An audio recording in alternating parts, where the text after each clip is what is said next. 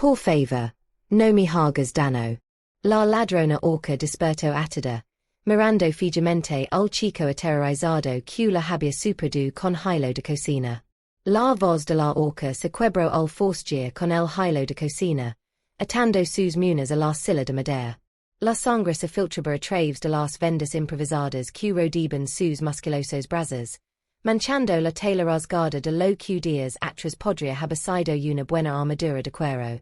Su rostro con colmillos estaba demacrado por el hambre, la piel verde pálida por la pérdida de sangre, y sus ojos, de un ámbar feroz, atravesados por el agotamiento, seguían al delgado chico humano que de alguna manera había logrado capturarlo mientras él se desplomaba en su granero. Thomas se quedó paralizado, agarrando el cuchillo de cocina oxidado de su abuelo con manos temblorosas. A los 16 años, era todo angulos afilados y energía nerviosa, un huérfano que apenas sobrevivía del cultivo de nabos, esperaba que un animal salvage le robara sus galinas. En cambio, la encontró a sus 2 metros de guerrera Orca herida, desplomada y medio inconsciente, atada con el mismo cordel que usaba para las tomateras. Noto el anillo individual en su dedo. Un intrincado trabajo en oro demasiado caro para un asaltante común. Un fino círculo estaba enredado en su pelo negro enmarinado, apenas visible bajo la tierra y la sangre.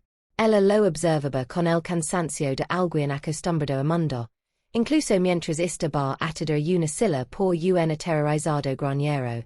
Ninguno de los dos sabía que ella era la princesa heredera de los clans del norte, ni que su acto de misericordia uniría 2 reinos. Si si el rincón del mundo desde el que estés mirando, deja tu salud en los comentarios. Y si crees que a veces lo más valiente que puedes hacer es mostrar amabilidad cuando el miedo te dice que corras, suscribit. Porque lo que sucederá después te romperá el corazón y lo recompondrá. La cabana se encontraba en el límite de todo. La última estructura antes de que el bosque de espinos se tragara el mundo en sombras y niebla. Thomas lo había heredado de su abuelo hace 3 años, junto con 2 acres de tierra rebelde, un teco con goteras y Judas cuperación no disminua por mucho que vendieron nabos en el mercado. La lluvia golpeaba el tejado de paja, encontrando los huecos que sus reparaciones de aficionado habían perdido por alto. El agua goteaba en una ola de barro en la esquina, creando un ritmo constante que se había vuelto tan familiar como los latidos de su propio corazón. La única habitación olía a tierra humida, humo de lana y la sopa de col que había estado racionando durante 4 días. Su cama era un colchón de paja sobre un armazón de madera que su abuelo había construido hace 40 años. Su mesa tenía 3 patas y un montón de piedras donde debería estar la cuarta, pero el suelo estaba barrido. La chimenea cuidada y las flores silvestres que había recogido esa mañana estaban en una taza desportilada en el alféizar de la ventana.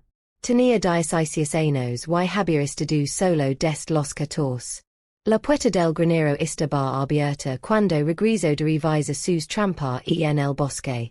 Su primer pensamiento fue el viento. Su segundo en los ladrones, aunque no podía imaginar que lo robarían. Sus 3 galinas valían más que todo lo demás que poseía junto. Agarró el cuchillo de cocina y se acercó con cuidado, con el corazón martilleándole en la garganta, y la encontró. 2 metros de músculo y piel verde se desplomaron en la paja junto a su galinero vacío, respirando con dificultad. La sangre le corría por debajo del brazo izquierdo. Su armadura de cuero, lo que cuidaba de ella, estaba cortada y rasgada, el tipo de daño que proviene de las espadas, no de los accidentes. Había estado en una pelea, una mala. Thomas se había congelado en la puerta, con el cuchillo temblando en la mano. Era una orca. Nunca había visto una de cerca. Los comerciantes ambulantes contaban historias, incursiones, guerras, las grandes batallas de hace 20 años que habían terminado con un frágil tratado en el que nadie confiaba del todo. Los orcos se quedaron en los territorios del norte. Los humanos se quedaron en el sur. Todos eran más felices ACI. Definitivamente. Esta nosa suponía que estuviera aquí. Ella se movió, sus ojos ambos se abrieron de golpe, concentrándose en él con esfuerzo. Su mano se movió hacia la doga ornamentada que llevaba en el cinturón. Demasiado lento, demasiado débil. Tomaromas entró en pánico, agarró lo que tenía más a mano y, de alguna manera, aun no estaba seguro de cómo, logró atar las manos mientras estaba demasiado desorientada para defenderse adecuadamente.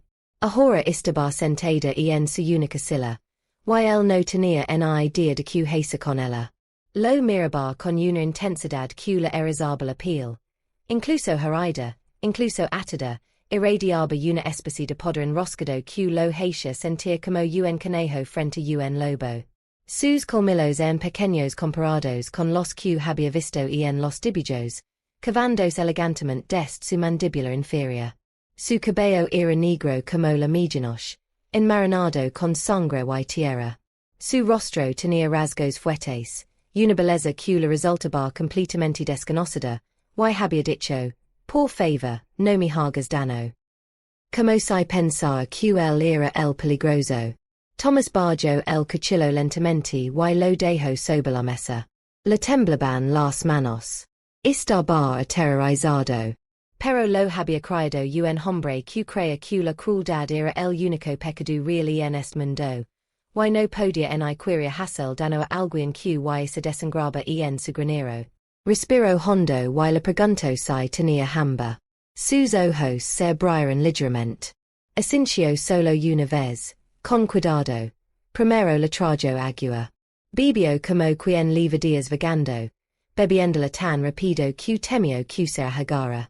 Luego, sirvió sopa de Apolo en su único cuenco y la sostuvo mientras comía porque tenía las manos atadas y no se atrevía a soltarlas. Comió en silencio, observándolo por encima del borde del cuenco.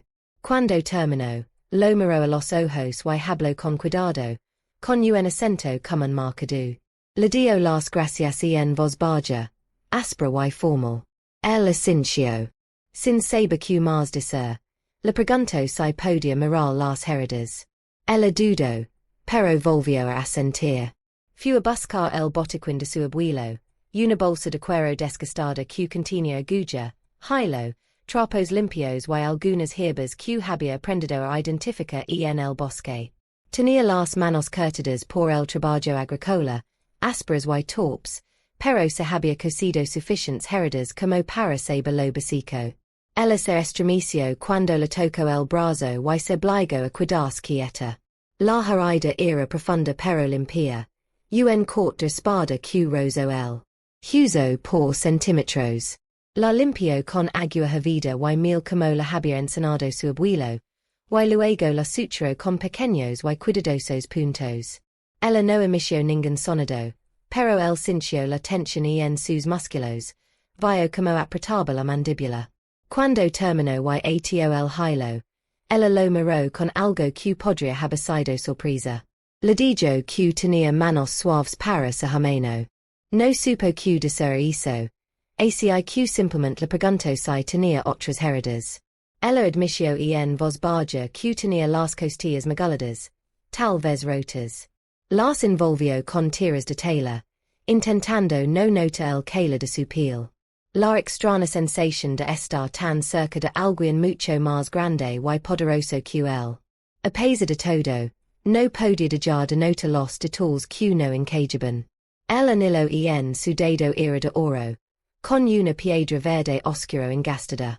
El cuero de su armadura, bajo la tierra y la sangre, estaba cubierto de intrincados patrones. La doga en su cinturón tenía una empuñadura enjoyada. Sus botas, encambaradas y desgastadas, eran de un cuero tan fino que probablemente costaba más que toda su granja. Este no era un asaltante común, pero Thomas no preguntó. La gente tenía razones para huir, y él sabía mejor que nadie que las preguntas podían herir tanto como las espadas. A furia, la lluvia continuaba su asalto al tejado. Dentro, el fuego crepitaba débilmente. La Orca estaba sentada en su silla, atada, pero alimentada, vendada, pero aun cansada. Y Thomas a dio cuenta, con un extrano elitio en el peco, de que esta era la primera vez en 2 años que no se sentia completamente solo. Como tantos observadores des tierras lejanas, solo había oído historias de orcos, sin imaginar llamas que albergaría a uno. Si quieres ver como est improbable encuentro cambia sus mundos, acompáñanos en este viaje, le preguntó su nombre. Él solo respondió. Solo. Lo repitió lentamente, como si estuviera probando la forma de la palabra. Luego le dijo el suyo. Quería. Ninguno de los dos sabía aún que su nombre completo era quería.